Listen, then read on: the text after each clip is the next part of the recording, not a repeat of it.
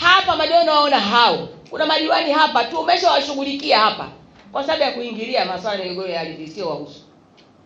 Mpaka uuzaji wa maeneo hapo nao waona hao. Tunakataa tu kunyoshana vidole hapa. Tutasimamishana hapa mtu sukari ishuke, baadaye waseme oh jamani sasa unaona hii karatasi ya tanzia isingekuja sama na mkuu wa mkoa staki. Lakini wapo hapa, uzuri mimi nawajua, na Kiteto ni sehemu ya migogoro ya ardhi.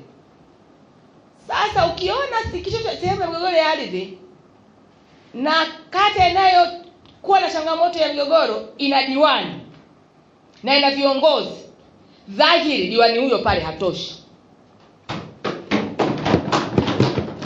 Hilo tusifichane hapa, tusipepese macho. Kama haupo ulipo sasa umekaa hapo na unajua sasa kwenye kata yako wewe unayoiongoza ina changamoto ya migogoro ya ardhi, niamini maneno yangu, hutoshi wewe, hutoshi.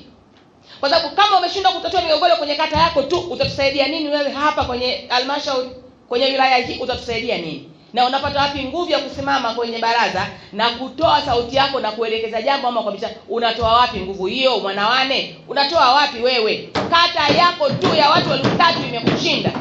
Huku unakuja kutuambia nini?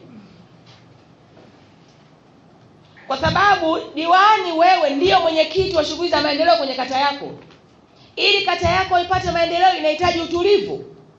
Kama unajua kuna changamoto kwenye kata yako, manake ni kwamba ni dhahiri kabisa kwamba kata yako hiyo kusonga itakuwa ngumu. Wananchi kutwa nzima wako barabarani na makaratasi, na wewe diwani upo unaongoza shughuli hiyo ya makaratasi. Lakini kwa kutojua mipaka yetu pia, waheshimiwa madiwani, tumekuwa tukiongoza hapa misafara ya wananchi kuwapeleka Dodoma. Hivi mnatakia Dodoma kwenda kufanya nini? Yaani huwa ni nini haswa? Mnahangaishwa na nini? Kwa sababu panafika kuna maeneo kwa kweli katika hali ya kawaida kibinadamu, yaani mtu unakuazika mpaka unafika mwisho. Unashindwa kuelewa. Unaweza kumwita umuulize, wewe bosi, vipi wewe? Yaani nini shida? Nini shida mheshimiwa? Una shida gani?